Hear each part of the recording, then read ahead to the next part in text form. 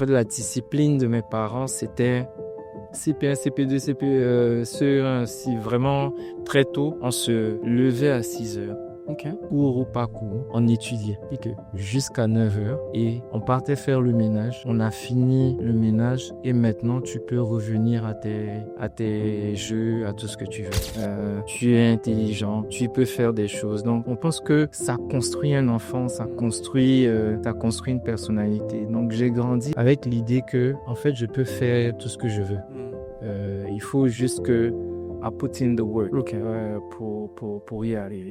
J'ai toujours voulu faire la communication, donc c'est pas tant comment on passe toujours voulu. Je pense que ça a été clair à partir de la seconde. Ça me plaisait de voir à la télé des choses et de me dire c'est bien, c'est beau, comment on arrive à faire ça.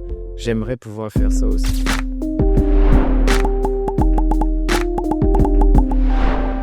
Hello, ici Melik-Zaveté, Choosing Mentor. Je suis très heureux encore une fois de revenir vers vous pour un épisode, je sais plus lequel, mais bon, voilà. On est toujours accompagné par l'ambassade de France. Merci beaucoup pour nous permettre de mettre en avant des parcours de personnes qui façonnent l'avenir. Je remercie aussi la résidence qui nous reçoit à Cocody. Donc, on a déjà expliqué ce que c'est la résidence, un club d'affaires privé qui vous permet d'avoir accès à un certain nombre de services. J'ai le plaisir aujourd'hui de recevoir Stéphane Kouakou, directeur général de l'agence de communication Vaudou en Côte d'Ivoire. On va parler avec Stéphane, on va revenir sur son parcours et ses différents engagements sur son credo de la discipline financière aussi, on en parlera pas mal. Stéphane, je vais te laisser te présenter, mais avant de te présenter, deux mensonges, une vérité, qui nous permettent de pouvoir rentrer dans le sujet. 2 mensonges, une vérité. Sur toi. C'est un peu compliqué. Alors, 2 mensonges, une vérité. Ok. J'ai étudié à l'étranger. D'accord. J'ai eu le bac à 16 ans. Et j'ai visité 42 pays. Tu as eu le bac à 16 ans. C'est censé être La vérité. la vérité. T'es pas mal, toi, quand même. C'est vrai? Bah voilà. T'es pas mal. J'ai pas vu que tu as eu le bac à 16 ans, bien sûr, sur LinkedIn, mais j'ai vu bac scientifique au lycée scientifique de Yamoussoukro. Exactement. INP, je me suis dit que ça peut être probable. Ça a éliminé l'étranger, effectivement. Ouais, effectivement. Ok, bac à 16 ans, donc assez précoce quand même. On va dire ça. Donc comment on passe du scientifique à la communication? J'ai toujours voulu faire la communication, donc c'est pas tant comment on passe toujours voulu. Je pense que ça a été clair à partir de la seconde. D'accord. De la seconde, de vouloir faire de la communication. On va dire que j'avais 2 amours à ce moment-là. J'avais la communication et l'architecture. D'accord. Donc la communication, c'était vraiment, j'étais parmi mes amis celui qui savait quelle agence avait signé quelle pub à la télé. Wow. Parce que je regardais en bas à gauche et que je voyais le nom des agences. Et donc je savais ça, seconde, première. J'aimais beaucoup le processus sans le connaître, mais de me dire comment on fait pour faire ça. Okay. Voilà. Donc la communication et je vais dire l'architecture étaient vraiment les deux choses créées à partir de rien. Voilà. D'accord. C'est ça, c'est le vrai moteur.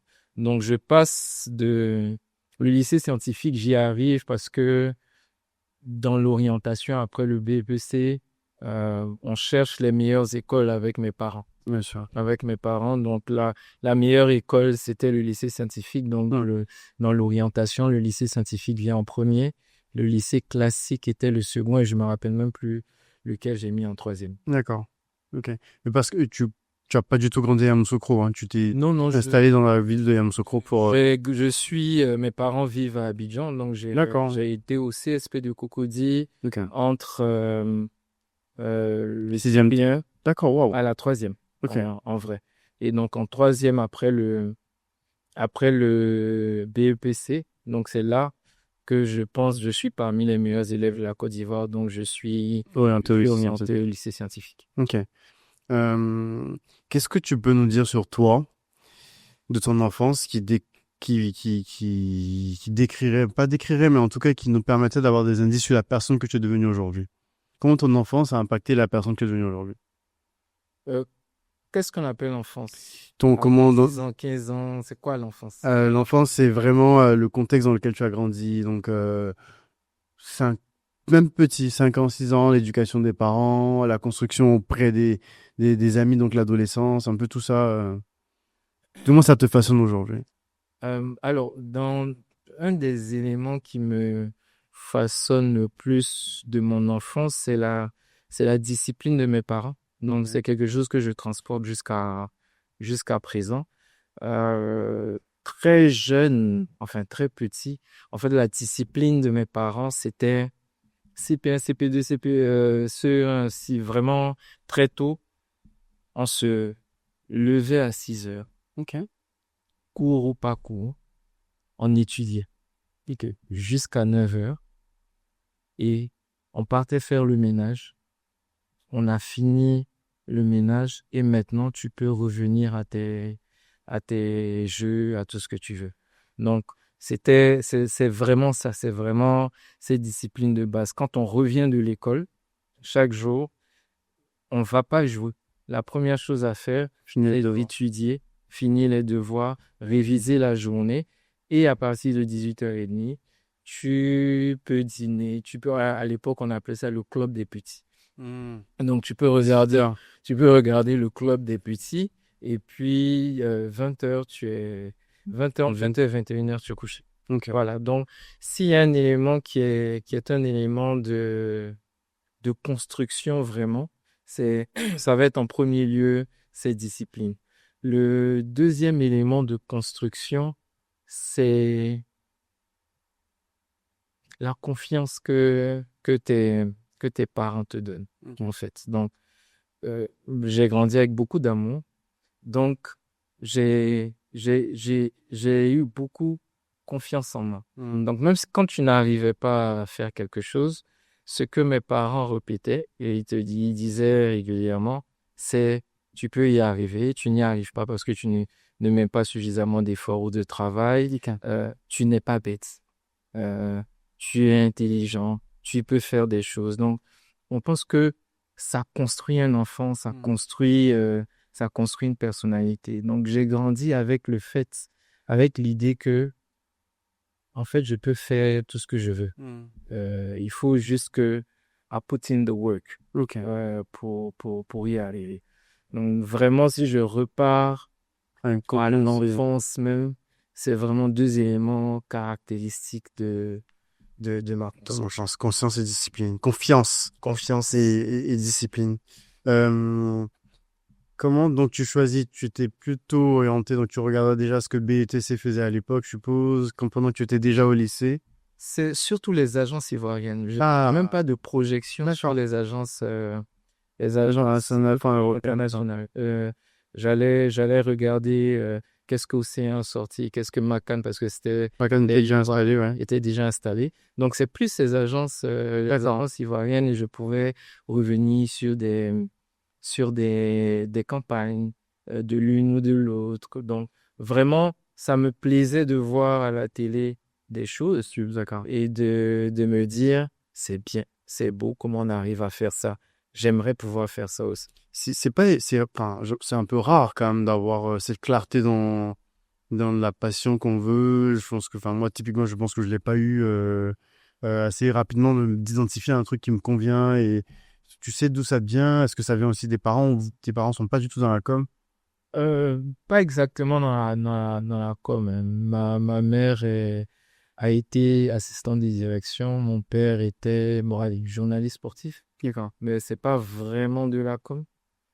Je, L'autre chose, en fait, moi, comme je donne des exemples, j'ai eu la chance à un moment de ne pas être imposé du parcours que je veux. D'accord. Donc, ils avaient des souhaits, naturellement, mais ça n'a pas été imposé. D'accord. Donc, j'ai été en face de choses qui me plaisaient, j'ai poursuivi. Ok. Donc, quand je passe du lycée scientifique à l'INP, je ne vais pas faire des maths physiques. Je choisis de faire l'ample parcours qui correspond. Tu fais pas le parcours, tu fais pas les prépas. Je fais les prépas, mais je fais les prépas comme on dit. Donc, Il y avait des pour prépas les écoles de spécialisées commerce. commerce, d'accord. Il y a les prépas maths physiques, il y a les D'accord. prépas agro et les prépas école de commerce. École de commerce, ok.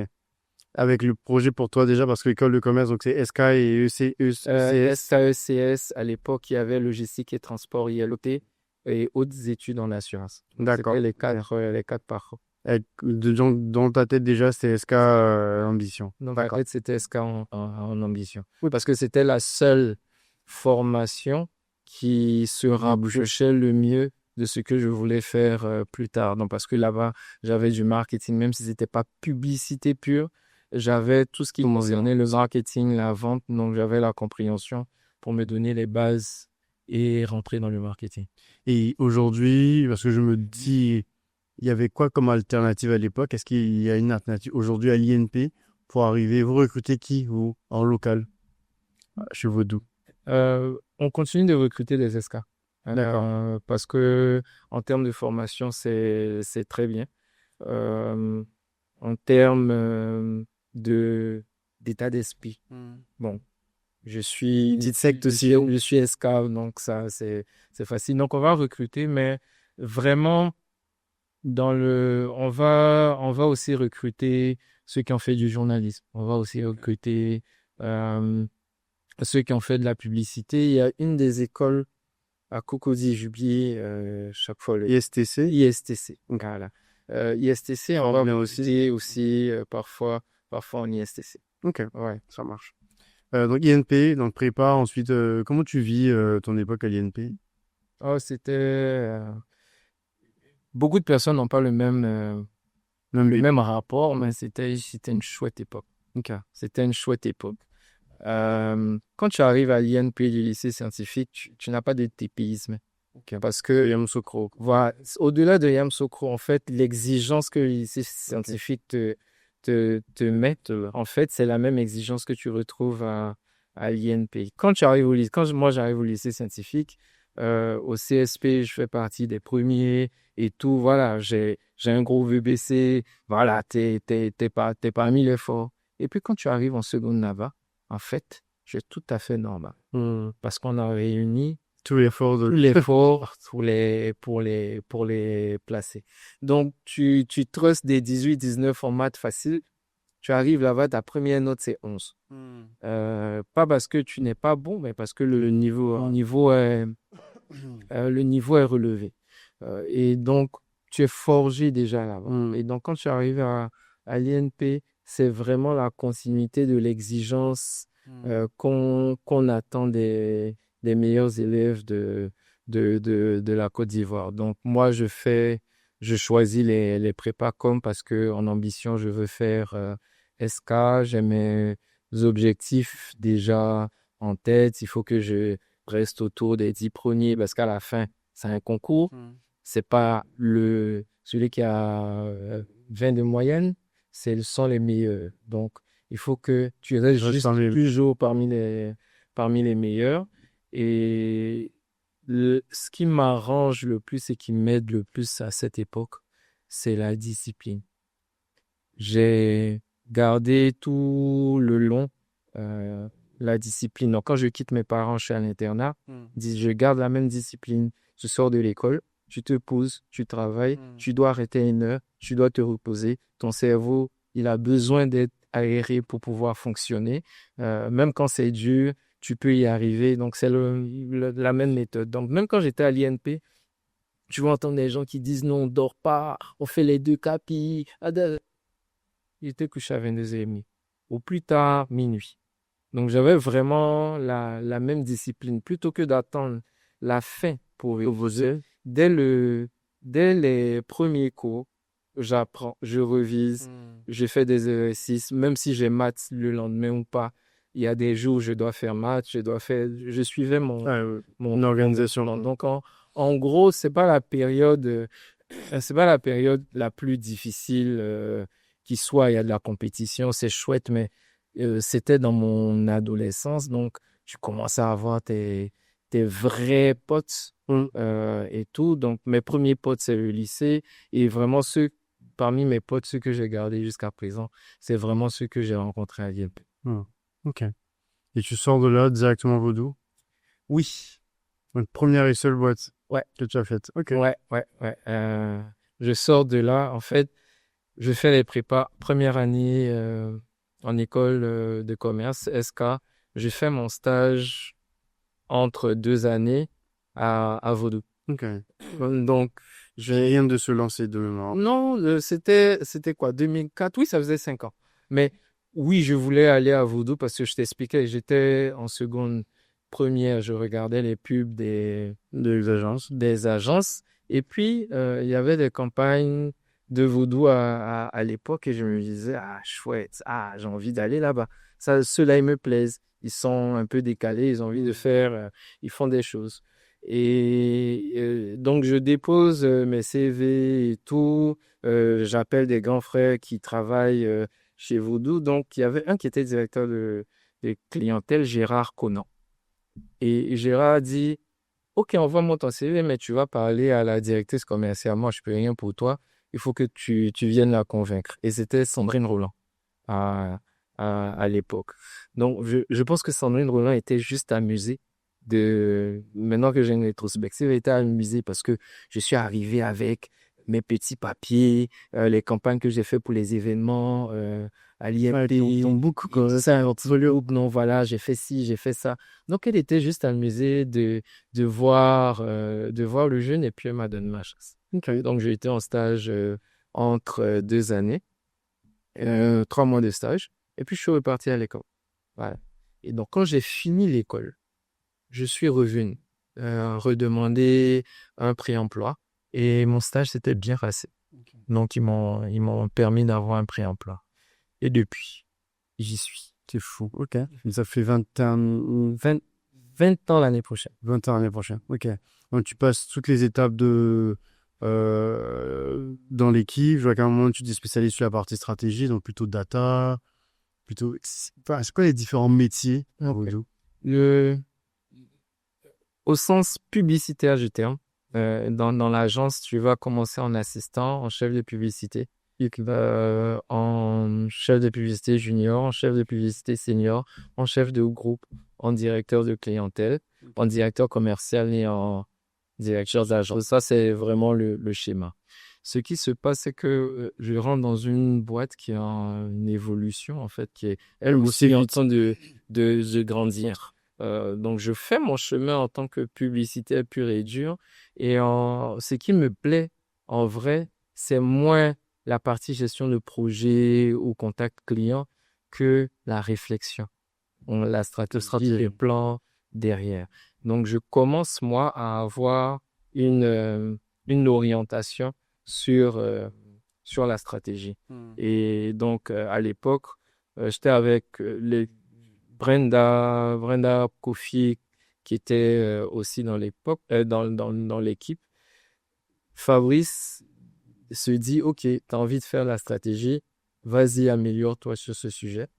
Et puis, Brenda fait le développement. Elle est plus à l'aise de ce côté, donc elle fait le développement commercial.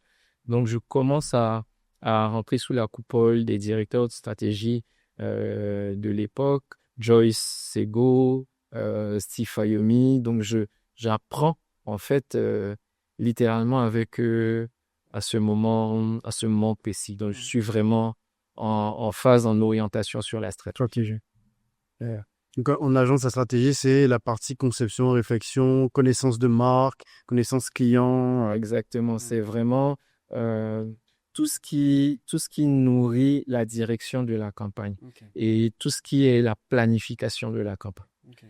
Donc, on va comprendre le consommateur, on va comprendre la marque même pour laquelle on travaille, on va maîtriser le produit, on va le mettre dans son environnement concurrentiel, on va faire nos scénarios de lancement et c'est vraiment, j'ai envie de dire, une des différences de l'agence qui va mettre beaucoup d'énergie sur la partie strat en se disant, écoute, on peut faire de la créa. Le métier c'est de résoudre les problèmes des clients. Hmm. Ça peut être beau, mais ça doit Est-ce que être ça beau résout le problème? et ça résout le problème. Donc, on met beaucoup d'énergie à bien identifier le problème, à bien planifier les campagnes pour que même si c'est fini, on sait Ça ou ça. qu'on a résolu le problème du client. Donc, ça, c'est vraiment là où je me suis développé. Après, comme le groupe était en développement, on m'a rajouté de la gestion de projet. Donc, j'ai lancé ma life à un moment donné. J'ai lancé l'agence digitale en interne, la société de production en interne. J'ai travaillé sur les prémices de la chaîne de télé. Hmm. Voilà. Donc, j'ai Tout ce qui tourné, était en fait. projet stratégique, Voilà, développement. D'accord. et c'est principalement la raison pour laquelle je fais autant de temps là, parce que je ne suis pas resté Nickel, sur le même voilà, sur le même métier euh, trop longtemps. En fait, le plus long, ça va être, j'ai envie de dire 4 ans. Ok. Je suis tout le temps en train d'essayer. Là, je suis directeur de l'agence, ça fait 3 ans. Hmm. Voilà. Donc, c'est moins de 3 ans. Donc, je me suis vraiment déplacé dans l'ensemble Du spectre de Voodoo. voilà, pour pouvoir apprendre, faire des choses, découvrir, créer, proposer et tout. C'est quoi vous avez, enfin, ce que tu vois particulièrement toi, hein, mais une inspiration internationale, plutôt Saatchi, plutôt BETC, plutôt Secret Sauce interne. C'est drôle, j'ai eu la conversation avec un client dernièrement. Bon, une des agences que j'aime bien, c'est Wyden Kennedy, Ok. qui est l'agence enfin, une des agences, mais je pense que c'est l'agence principale de Nike. Ok. Voilà. Donc, j'aime beaucoup vraiment ce qu'ils font. Ok. Vaudou a la réputation d'être une bonne école, mais dure. C'est quoi la secret sauce interne? Vous êtes une bonne école, enfin, vous formez bien, apparemment, ce qu'on dit. C'est comment tu décrirais, toi, la secret sauce interne qui fait que bah, l'agence dure depuis maintenant 25 ans? 25 ans. La première sauce, c'est le niveau d'exigence. C'est le niveau d'exigence. L'agence est exigeante, elle est critique et malheureusement, on mâche pas trop non plus les mots. Voilà. Malheureusement ou heureusement. Il y en a qui le supportent, il y en a qui ne le supportent pas, mais ce n'est pas méchant, en fait, de te dire que ce que tu fais n'est pas bon, en fait. C'est pas bon, c'est pas au niveau. On va pas te dire, je, je vois que tu as fait les meilleurs efforts de la terre, je comprends, mais tu vois, non, en fait, on va te dire que c'est pas bon. Ah, c'est pas Montessori, quoi. Voilà, non, c'est pas bon et tu devrais faire mieux. Et voilà, donc on a cette forme de clarté en premier lieu. On a aussi une forme d'ambition qui est de se dire qu'on devrait pousser notre marché vers le haut. Et ce n'est pas en faisant des choses faciles qu'on pousse le marché vers le haut. Donc, toute l'histoire, j'ai envie de dire, de Voodoo va reposer sur ça, sur des tentatives, sur des choses qui sont essayées. On s'est, on s'est cassé la gueule, hein, des fois. On a, on a lancé à un moment donné une agence pour les jeunes qui s'appelait Voodoo Academy, Ok. qui était composée uniquement de moins de 25 ans. De moins de 25 ans, la composition de l'agence même, les structures des équipes étaient différentes de l'agence principale. Une sorte de start-up en interne. Voilà. Ok. Mais on n'a jamais réussi à faire le chiffre avec cette agence. Donc, à un moment donné, on a dû la fermer pour ce que ça représentait en termes de charges. Mais c'est des choses dont on n'a pas peur. On teste. Peut-être que ça va revenir, peut-être que le marché n'était pas prêt, mais on va tester des choses, on va essayer des choses. Quand dans euh, le groupe lance la chaîne de télé et le positionnement de la chaîne de télé, mettre à fond les efforts sur les, les productions locales. Et quand on voit les séries finalement qui sont sorties, qui ont cartonné, c'est juste de l'audace, en fait. Et c'est cette audace-là qui est the backbone, en fait, du groupe. Ok. Vous avez grandi avec un certain nombre de clients, bon, un client fort quand même qui est Orange. Comment est-ce qu'on arrive à garder un client sur autant d'années? Comment est-ce que enfin ouais, cette logique de je me retiens, enfin cette satisfaction de client, je pense que vous allez chercher pour pouvoir garder. Comment est-ce que ça se construit en interne? Est-ce que c'est un élément de culture? Est-ce que c'est un élément de dedication spécifique à certaines marques parce qu'elles ramènent du chiffre? Comment ça se passe ça? C'est la première chose. Allez, laisse-moi reprendre tes questions dans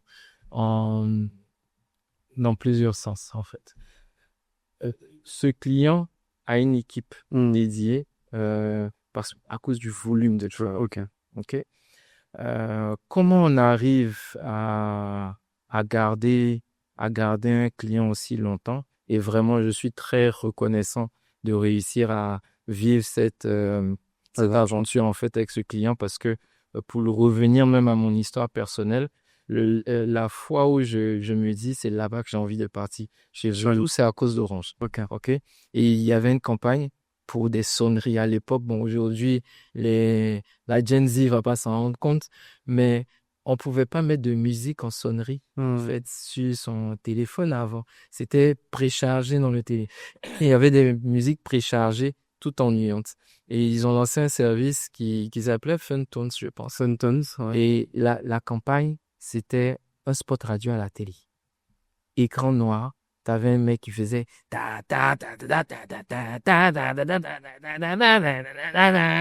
et puis il se mettait à crier architecte. Et à la fin, c'était choisissez vos sonneries, téléchargez tant. Et ça m'a plu. Donc quand je rentre chez Voodoo, je veux être sur le compte Orange, moi. Donc j'ai eu la chance, je suis sur le compte Orange. Première raison pour laquelle on va continuer ou tenir avec le client de si longues années, c'est que le niveau d'exigence du client, on va essayer de le tenir au jour le jour.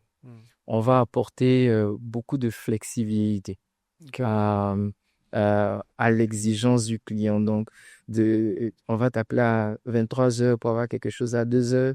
Tu vas faire sortir à 23 heures ou on va produire des films en moins de 7 jours. On va produire des campagnes en moins de 7 jours parce que c'est exigeant. Donc, parfois, ils ne sont pas contents. C'est tout à fait normal. Mais on va se remettre en cause pour identifier les points où ils sont pas contents et on va se remettre en cause et retravailler. Donc, c'est pas comme si la relation, elle est parfaite pendant 25 ans, la dernière. Ouais. Il y a eu des creux, il y a eu des moments où on va te dire non, en ce moment-là, vous ne nous accompagnez pas stratégiquement comme il faut. Il y a des moments où on dit ah non, en termes de délai, c'est pas top. Et puis, on va chaque fois se remettre en cause pour pouvoir répondre aux exigences du client. Donc, oui, c'est particulier, c'est de se dire waouh, ça fait même un peu plus de 20 ans, je pense, 23 ans, c'est particulier de travailler avec une marque aussi longtemps, mais c'est exigeant et c'est cette exigence-là qu'on devrait suivre. Toi, à titre personnel, c'est quoi tes plus grosses satisfactions, même pas satisfaction, tes plus grosses fiertés? Dans la pub ou dans la vie? Dans la pub, Mes plus grosses fiertés dans la pub. Bonne question. Pour aiguiller un peu, j'ai suivi un peu toute la com que vous avez fait à l'issue de la CAN. Vous avez fait une publicité, je crois, en temps contraint, dans des contextes un peu particuliers pendant la CAN. Ça, c'est la vie. c'est la vie en tant qu'agence. C'est drôle, je ne pense pas comme ça. Je ne pense pas en campagne ou quelle campagne est ma fierté ou pas. Je pense il y a deux choses, je peux en avoir beaucoup, je pense, mais il y a deux choses qui me dont qui me satisfont en général. La première, c'est est-ce que le client a atteint ses objectifs? Ok. Et la deuxième, c'est est-ce que la campagne a été dans la culture? Ça a apporté quelque chose à la culture ou ça a été un élément que les gens se sont appropriés. Donc, j'ai envie de dire que récemment, la campagne, chez nous, le foot, c'est ballon. C'est une des campagnes dont j'ai été très content. Dont j'ai été très content parce que les gens ont aimé la campagne. Et elle a même failli passer à la trappe. Donc, comme elle est sortie et qu'on s'est battu, on a défendu la campagne, c'est une des campagnes qui me plaît beaucoup. Une des actions, des travaux qu'on a fait dernièrement, je vais prendre Air Côte d'Ivoire. Dans les travaux qu'on a fait dernièrement, et on n'a même pas tout déployé, mais ce qu'on a commencé à construire, parce que quand ils nous annoncent qu'ils lancent la ligne, France, à Région Paris, on repart en stratégie, à se dire, il faut que la base stratégique évolue pour qu'on accompagne tout le développement du client de la marque. Donc, on a commencé ce boulot et de voir que les premiers exercices, en fait, de ça, c'est vraiment une appropriation que les consommateurs ont.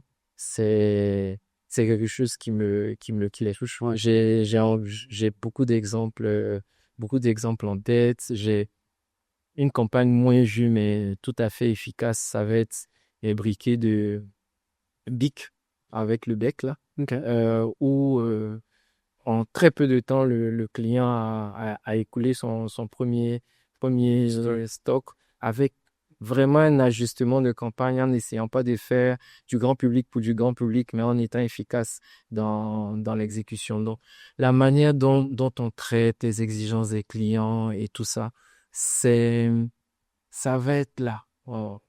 Donc, mes fiertés, c'est d'avoir apporté quelque chose de nouveau, d'important et d'apporter des résultats aux clients. En général, on ne me voit pas beaucoup. On ne sait pas même qui gère. Je suis à tout ça. Voilà, parce que bon, j'ai un profil Strat. Mon profil Strat, c'est derrière, devant les chiffres. C'est les chiffres qui me voient, c'est pas les gens qui me voient. Mais donc, comme j'ai dit, en termes d'exécution et de réalisation, ça va être comment on est rentré dans la culture, comment les résultats ont servi le client. J'ai un autre petit exemple, Adenka. Adenka, c'est un service de conseil. On a même gagné 2 prix en design dernièrement avec Adenka. Adenka, l'histoire est jolie parce que le grand frère Marc Wabi, oui, dit qu'il part de Deloitte et qu'il veut se lancer à son compte. Il veut créer un réseau d'agences avec plusieurs Africains et tout. Donc, on se voit 45 minutes. Vraiment, il a la gentillesse de passer au bureau. Je dis, Marc, j'ai passé chez toi. Il dit, non, j'arrive, je passe au bureau, on se voit. On se voit 45 minutes. C'est très clair dans sa tête.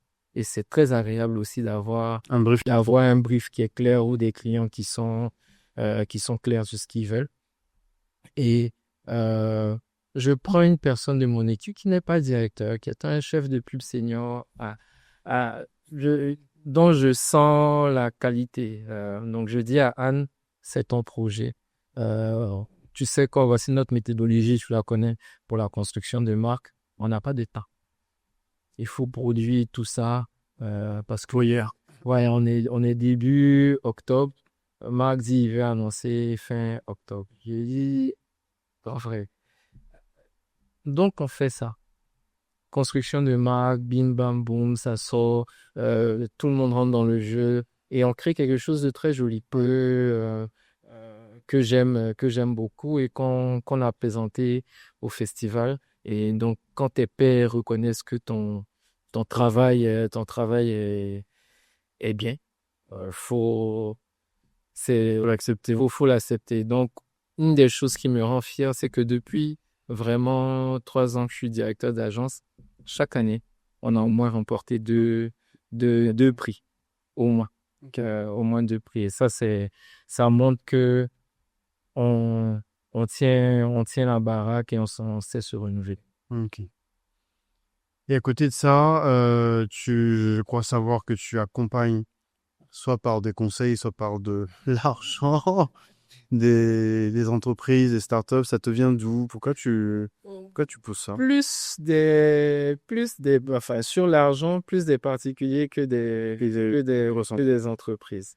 Ça me vient de ma construction d'enfance sur la discipline. Donc, la discipline, c'est aussi dans le travail, mais c'est dans ta manière de gérer les choses avec parcimonie et tout. Donc, ça me vient vraiment du fait que ce qui est évident pour moi en termes de discipline ou de gestion d'argent n'est pas ce qui est le plus évident pour la majorité des gens.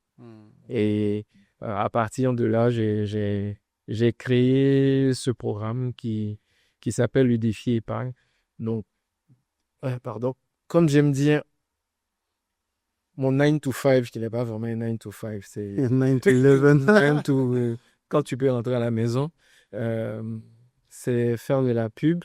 Et puis, ma mission, vraiment, ma mission, c'est d'aider les gens à prendre le contrôle de leur argent, à avoir une bonne discipline financière parce que ça a vraiment une base, c'est vraiment une chose importante pour contrôler sa vie. Voilà. Donc, je l'ai commencé en 2018, petit à petit. Donc, ça a grossi jusqu'à présent. Sous la forme d'un réseau, d'une application? Sur la forme j'envoyais des WhatsApp aux gens. Le point de départ, c'est un article de blog. C'est vraiment ça le point de départ. Un article de blog. Depuis 2000, je ne sais même plus combien, 6, 5 même, j'ai un blog. Voilà. Donc, un article de blog dans lequel je dis, écoutez, ma mère, quand j'ai commencé mon stage chez Vodo, j'avais 100 000 de primes. Elle me dit, monsieur, vous me donnez 50 000. J'ai dit, madame, comment je fais pour vivre avec 50 000? Elle dit, tu te débrouilles, monsieur. Tu vis chez moi, tu es blanchi, tu es nourri, tu te débrouilles avec tes 50 000. Donc, tu trouves les moyens. Et non, je partais au travail avec elle le matin. Donc, ça me forçait à me réveiller plus tôt, à suivre, elle, ses horaires. Et puis, je rentrais en Warren le soir. Je mangeais au minimum dans la journée. Donc, je pouvais vivre avec mes 50 000. Et chaque fin de mois, je lui donnais les 50 000. Au bout du 6e mois, quand je venais redonner les 50 000, elle m'a donné 300 000.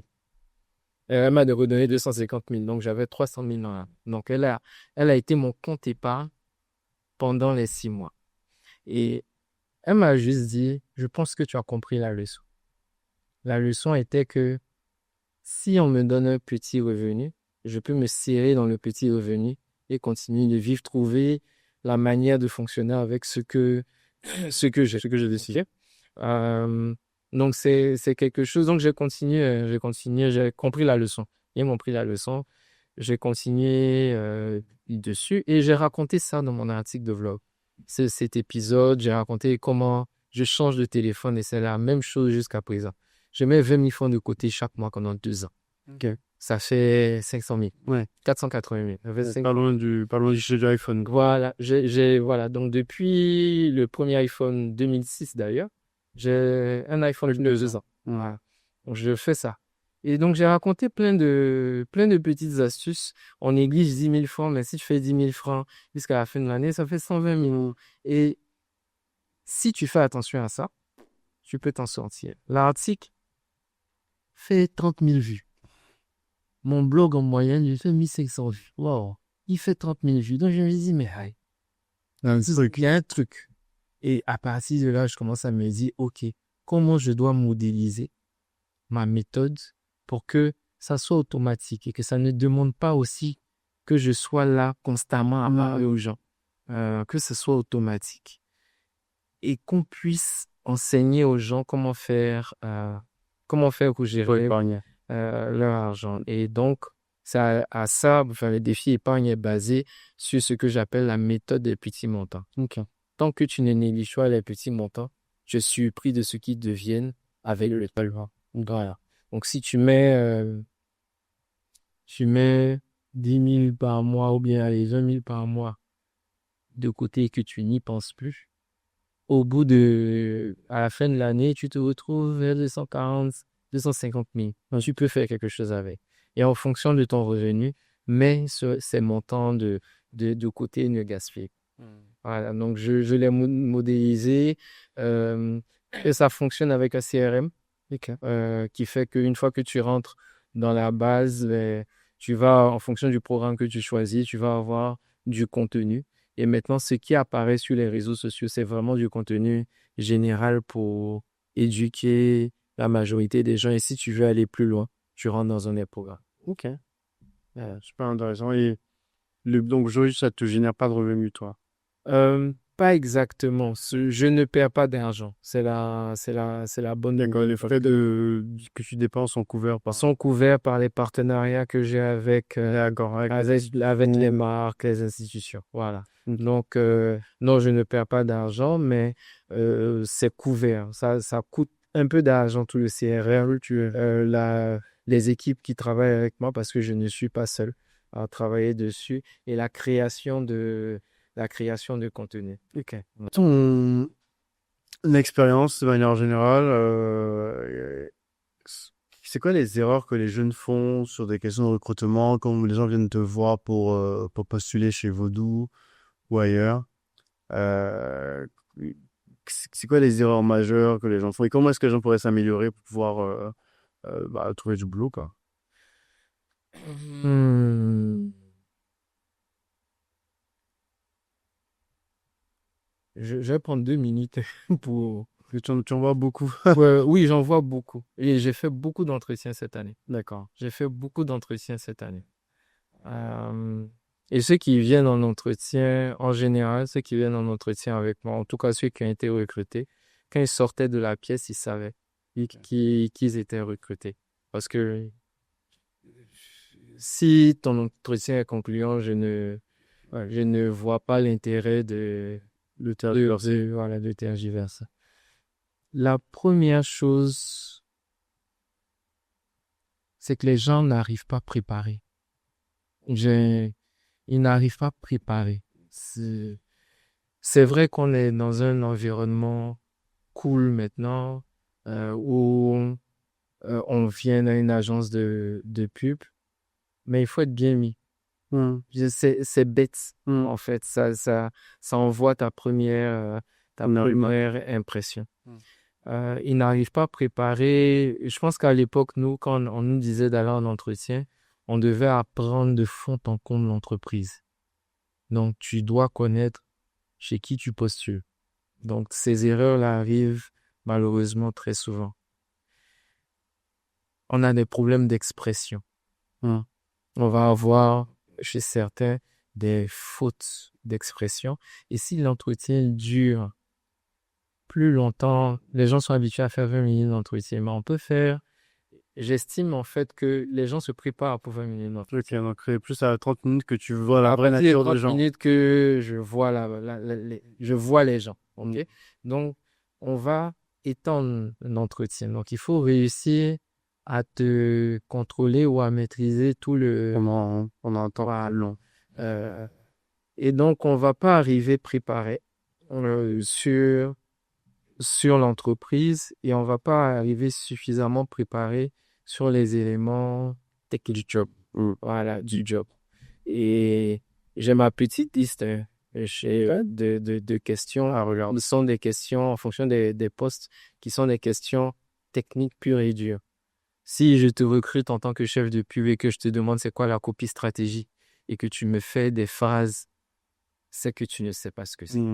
Voilà, donc et ça, c'est vraiment éliminatoire. Dans le job, quoi. Si tu sais pas faire le job, tu vas faire le job. C'est éliminatoire dans mon système. Ça va être... Mais c'est les questions les moins compliquées parce que la deuxième chose qu'on va évaluer ou que je vais évaluer, c'est ta personnalité et puis la confiance qu'on peut avoir en toi. Ok. Euh, Comment tu évalues ça? je pose des questions désagréables. Ok. Je peux te demander, tu mens souvent. Hmm. Donc ça décontenance énormément de gens. Et il y en a qui disent, oui, ça m'arrive de mentir, Pardon. ça m'arrive de mentir. Et puis, je vais faire la conversation. Quand la dernière fois que tu as menti? Euh, et donc, Ok. ce que je recherche, c'est pas que tu me dises que tu es un menteur ou que tu es non, je recherche comment, en situation inconfortable, tu arrives, tu te débrouilles et tu arrives à Je t'en éviter la sortir, question. Il y en a qui n'ont pas envie de répondre à la question, et c'est leur droit. Et la manière dont tu le dis fait partie de comment tu gères les choses. Donc, les questions vont être des questions très inconfortables. Bon, c'est actuellement qui est venu à mon esprit, mais il y en a pas mal qui sont inconfortables pour que tu ressortes ta vraie personnalité Hmm. parce que tu as préparé pour venir chez nous. Donc, on recherche ou je recherche des gens qui sont vrais. Ok. Pourquoi? Mais ça, c'est mon style de management. Des fois, c'est mauvais. Dans mes équipes, je leur dis de ne pas s'envoyer 10 000. Ok. Notre taille n'exige pas qu'on soit en train Il de va aller se voir pour se. on est 50, 60 gars. On est 60 gars. Il y a deux gros open space. Entre les deux open space, il doit avoir 5. Bon, j'exagère quand je dis 50 mètres, non. Mais ouais, tu peux te lever, marcher et aller voir ton Ouais. collaborateur et lui parler. OK? Hmm. Lui aussi, il peut te parler. Vous envoyez des emails, pas pour vous couvrir, parce que c'est ça, en fait. Parapluie atomique. C'est voilà, pas pour vous couvrir, genre, j'ai fait, non. Vous envoyez des emails, je te partage tel document parce que de devant, je vais attraper les documents plus de. Hmm. Je te partage le document, c'est à ce moment-là que vous allez vous faire des emails ou parce que quand tu envoies un brief, on a un système qui calcule le temps de travail Associé à ça. associé à chacun des briefs ou de chaque collaborateur. Donc, tu dois mettre le brief dans le système, ça va passer au trafic, on va affecter à une personne, on sait ton temps de travail et des retards. Après, on sait évaluer nos choses. Donc, oui, tu vas utiliser le système pour ça. Mais fais ci, fais ça, ça mérite pas un mail. Donc, pourquoi je recherche des gens à qui on peut faire confiance? Parce que Ah, c'est lié à beaucoup d'humains, quoi. c'est l'élément de base. En fait, il faut que tu fasses confiance à ton collaborateur, que vous vous fassiez confiance, que vous ayez envie de travailler ensemble pour pouvoir produire les campagnes qu'on a. C'est pas en envoyant un document par mail et lui envoyant ses créations par mail que vous créez la belle campagne. Vous créez la belle campagne quand vous vous frottez. Quand vous avez des conversations, si on veut discuter, lui dit je suis d'accord, je suis pas d'accord. Ah, on peut pas assis dans tel élément, on peut partir dans telle direction et tout. Mais moi, je suis pas celui qui spark l'idée dans les équipes.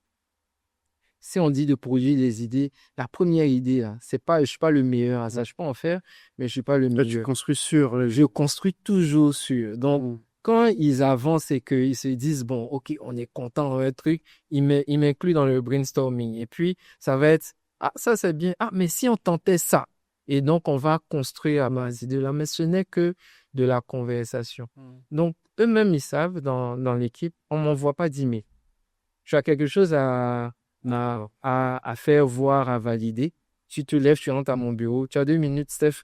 Tu t'assois, on regarde ta presse ou bien ton mémo, tu m'expliques ton idée, on discute. Ou vous êtes en brainstorming, on dit, ah, tu as participé à notre brainstorming, je viens, on discute.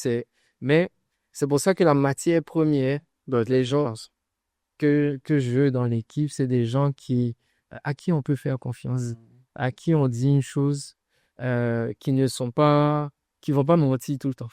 Ouais, voilà. Donc, c'est ma formule. Ok. Voilà, c'est ma formule. Bah, il faut, ça, de toute façon, on en fait une culture comme ça d'une entreprise. C'est quoi l'impact aujourd'hui de la technologie sur vos métiers IA tous ces sujets. L'impact est énorme. Mm. L'impact est énorme sur nos métiers. Quand je commençais la pub, on- parfois, quand on n'arrivait pas à traduire une idée, on avait des illustrateurs, ils dessinaient où on voulait. Et on imprimait des planches. On les mettait là, Fallait voir le temps. en présentation.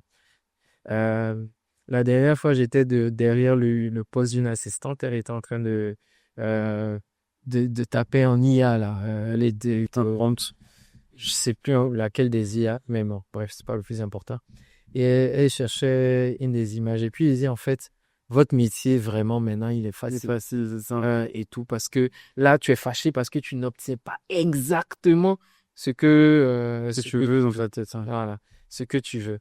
Donc, l'impact n'est pas forcément négatif. Mm. On a gagné énormément en productivité. Avant, pour pouvoir faire la maquette que tu veux, tu allais scruter des banques images. Et il n'y avait pas de banque image avec Les noirs, des trucs, bien sûr. Hein. et tout. Donc, on va aller prendre à tel endroit. Il y avait des gars qui étaient spécialistes en montage. Vous passez un blanc-noir bah oui, dans les équipes. Tu vas prendre une partie qui te convient, une autre qui te convient. Et puis, le mec, il va passer toute la journée à créer le visuel. Aujourd'hui, il dit, je veux un gars qui, voilà, Midjourney, c'est à ça que je veux un gars qui saute, qui a un écart entre les jambes de 75 degrés, se tourne un peu vers la gauche et qui sourit, mais on ne voit que trois dents. Tu finis de dire ça à la machine te génère ça, et puis tu dis, rajoute ça. carnation, et quand ça ressonne, on rajoute, fais comme ci, fais comme ça, non, finalement, tu peux mettre le background, ça, c'est créatif. Et on pense que c'est seulement créatif. Mais d'un point de vue strat, des analyses que moi-même, je prenais des journées à faire, je te promets, je les fais en 30 minutes aujourd'hui. Avec Feedly? Non, même avec ChatGPT? Ouais, ChatGPT. En fait, je ne l'utilise pas pour générer, je l'utilise pour scruter des sources. Donc, il va scruter je sais ce que je veux. En fait, la meilleure manière d'utiliser l'IA, c'est de savoir ce que tu veux. Donc, il va scruter des sources. Il va revenir, il va me donner un résultat. Je vais chercher le modèle dans le résultat. Je vais lui reposer la question jusqu'à retomber, challenger.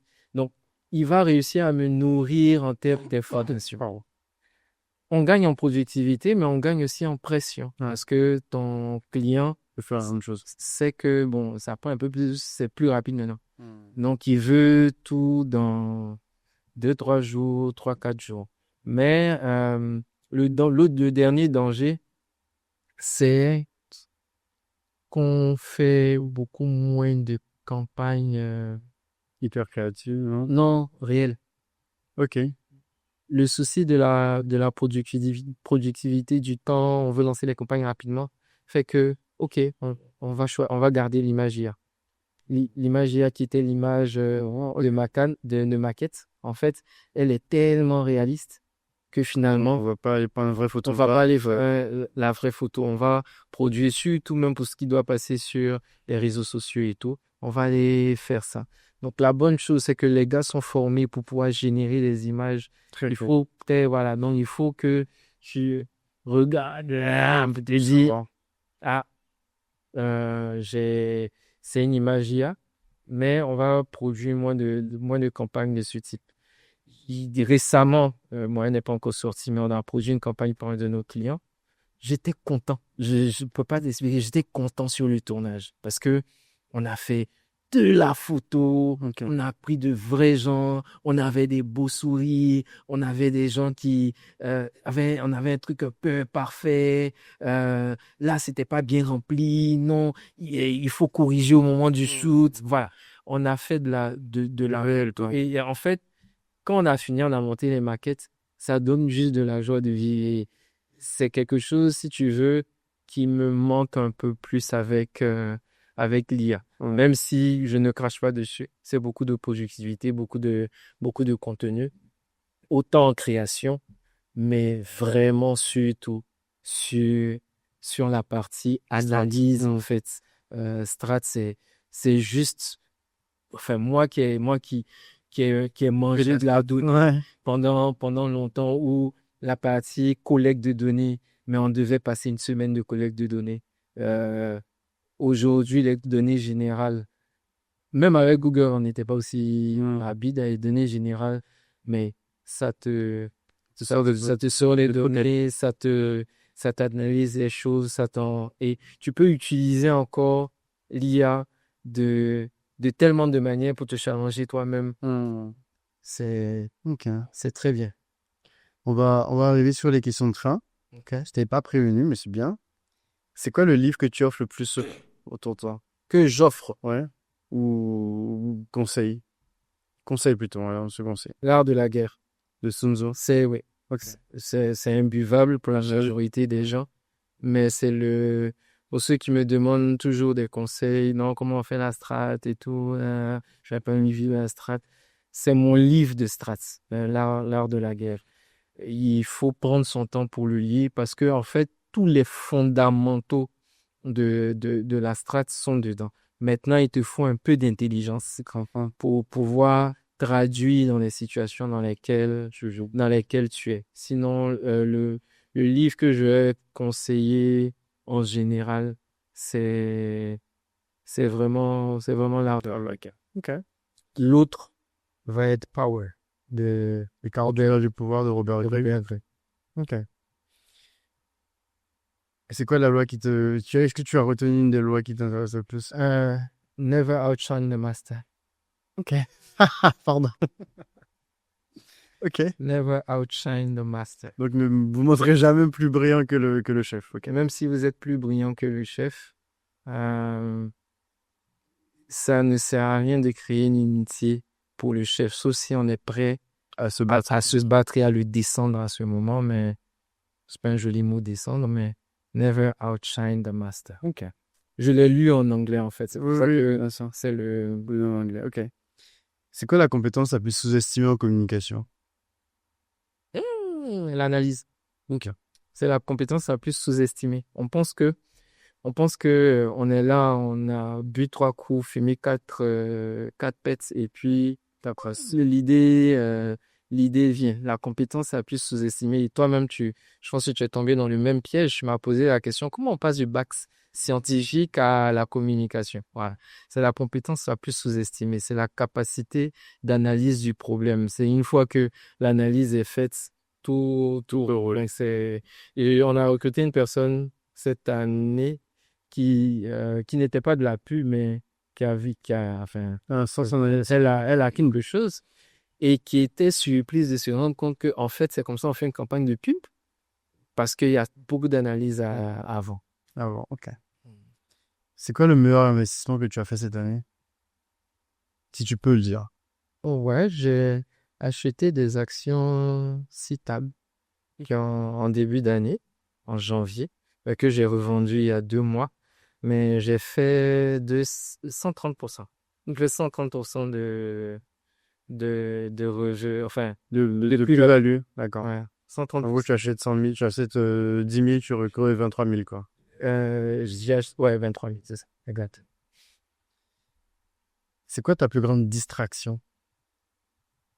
Toy Blast. Qu'est-ce qui te distrait? Toy Blast, ça, c'est un jeu d'arcade sur mon, Ok. sur mon téléphone. C'est ma plus grande distraction. C'est là-bas que j'ai envie de dire que je perds le plus de temps, mais bon, c'est, c'est Toy Blast. D'accord. Ma plus grande distraction. Ok. Un mot pour décrire ton état d'esprit actuel. Heureux, Heureux. heureux. C'est quoi la mentalité qui tue l'épargne? Pas forcément chez toi, mais chez la plupart des gens. YOLO! Lions. On ne vit qu'une fois. Je vais commencer enfin, il y a plein de trucs, mais on ne vit qu'une fois. Est-ce que je vais vivre jusque-là? Je vais commencer Le jour prochain. Voilà. Est-ce qu'il y a une chose qui t'empêche de dormir la nuit? Non, Tu dors bien. je dors bien. Je dors en moins de 60 secondes. C'est vrai? Quand je décide de me coucher, 60 secondes, je suis parti. Ok. Et c'est quoi la discipline que tu aimerais bien connaître, mais que tu n'as pas encore maîtrisée? Euh, ah, on a beaucoup, hein. Je n'ai pas dit ça fort, mais secrètement, j'ai envie de retourner à l'architecture. C'est vrai? Ouais. J'avais un architecte juste avant, Ah ouais? pour l'épisode d'avant. Secrètement, j'ai une amie architecte avec laquelle on a des projets. Elle dit que je suis un de ses clients les plus compliqués. Parce que, J'ai l'œil, toi. voilà, j'ai l'œil, je sais ce que je veux et tout, mais secrètement, secrètement, je pense que si je ne fais plus de pub, je ferai je ferai de l'architecture. Plutôt d'intérieur ou... Non, non, bâtiment, bâtiment, pas, je pense oui pour l'intérieur, mais ouais, bâtiment, C'est vrai. ça me plaît, l'architecture. Est-ce qu'il y a un sujet que j'ai pas abordé et que tu aurais souhaité qu'on touche? Non, je suis venu répondre à tes questions.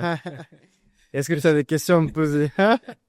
Je suis venu répondre à tes questions. Alors, si j'ai des questions à te poser, la première question, c'est pourquoi choose your mentor et c'est quoi la racine? Qu'est-ce qui, qu'est-ce qui alimente? Pourquoi tu as Que ça me fait me réveiller un dimanche matin pour publier des personnes. C'est que bon, les gens qui suivent le podcast le savent peut-être, mais j'ai fait une reconversion assez tôt dans ma carrière, un an après avoir commencé ma carrière. Donc j'ai commencé une carrière de militaire et d'officier dans l'armée. Et puis assez rapidement, j'ai voulu changer. Et au moment de changer, ça m'a amené à rencontrer beaucoup de gens parce que je savais pas trop où j'allais, quoi. J'ai fait le MPT. Après le MPT, j'ai fait une école militaire, enfin, je vais Saint-Cyr.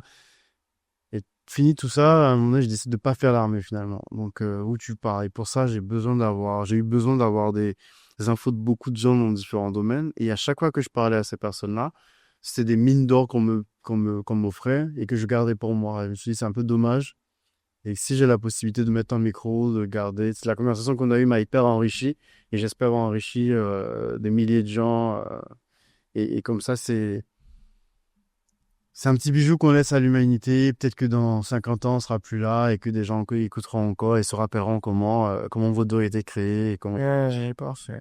Voilà. Ouais, très bien. La même motivation. Et donc, je te renvoie tes questions de fin. L'une d'elles, c'est quel mot te décrit en ce moment, décrit ton état d'esprit? Enthousiaste, mais fatigué. Un peu Ouais, fatigué. fatigué, c'est la base. C'est la base. Mais enthousiaste. Enthousiaste. Ok. Ouais, pas mal de. 2025, c'était l'année du oui. J'ai dit oui à. Je me forçais à dire oui à pas mal de choses, voire même à quasiment tout ce qu'on me demandait, des rendez-vous, des discussions et tout ça. Et ça a fait changer beaucoup de choses. Beaucoup de choses que certainement j'aurais pas fait, dit, en termes de boulot, en termes de relations personnelles. J'ai dit oui à une séance de paddle une fois et finalement ça a tout changé dans mon année quasiment. Donc 2026 sera certainement Essentialism, plutôt refocus. Mais 2025 c'était ouais, plutôt oui, enthousiasme et ça a amené beaucoup de choses. D'accord. Je vais me permettre une dernière. Ah, excusez-moi, je cherche. Euh, Si tu devais changer une chose dans ton parcours, ce serait quoi? Si je devais changer une chose dans mon parcours, Ah, j'ai une autre question. hmm, si je devais changer une chose dans mon parcours, je pense que j'aurais eu conscience plus rapidement que ce qui m'intéressait. Alors, j'ai beaucoup aimé mon temps dans l'armée, mais ce qui m'intéressait au-delà de l'armée en soi, c'était plutôt l'excellence qui était autour de ça, que j'ai compris beaucoup plus tard après. Ça m'aurait peut-être évité de perdre 6 mois, un an, ces sujets-là. Non, c'est pas une perte. Oui, bien sûr, oui, c'est un apprentissage. C'est un apprentissage. Euh, donc, la question est assez proche Ouais. de la précédente, mais je sais pas si c'est une formulation, mais c'est ton plus grand regret. Euh, Je, J'ai du mal à avoir des regrets Ok. parce que je m'adapte énormément aux situations qui m'entourent. Donc je vis rarement les choses comme des regrets.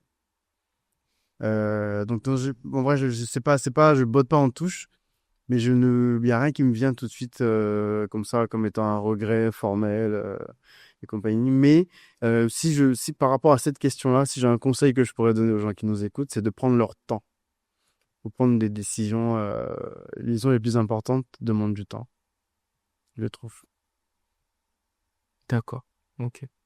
Merci Malik. C'est moi qui te remercie. Merci beaucoup à tous nos partenaires, donc à l'ambassade de France, à la résidence. L'épisode, encore une fois, a été capté par les studios Requins, donc je remercie Melvin et son équipe. Et puis, je te laisse le mot de la fin, quand même, Stéphane. C'est toi qui termine. Je suis pas doué pour les mots de fin. Euh, Écoute, merci. Merci de m'avoir donné l'occasion de parler. Je me rends compte en fait que je parle beaucoup du défi épargne et peu de mon parcours professionnel. Donc c'était différent. Ils étaient différents. Cette année, comme toi, j'ai décidé que je parlerai plus du défi épargne. Donc j'ai beaucoup parlé cette année. C'était différent de parler de mon parcours, mon premier amour, c'est la pub. Ok. C'est la pub, c'est la strat et merci de m'avoir donné l'occasion d'en parler. C'est moi qui te remercie de nous donner une partie de ton après-midi d'un dimanche qui est très chargé. Merci beaucoup à tous. Bonne écoute et à très vite. À bientôt.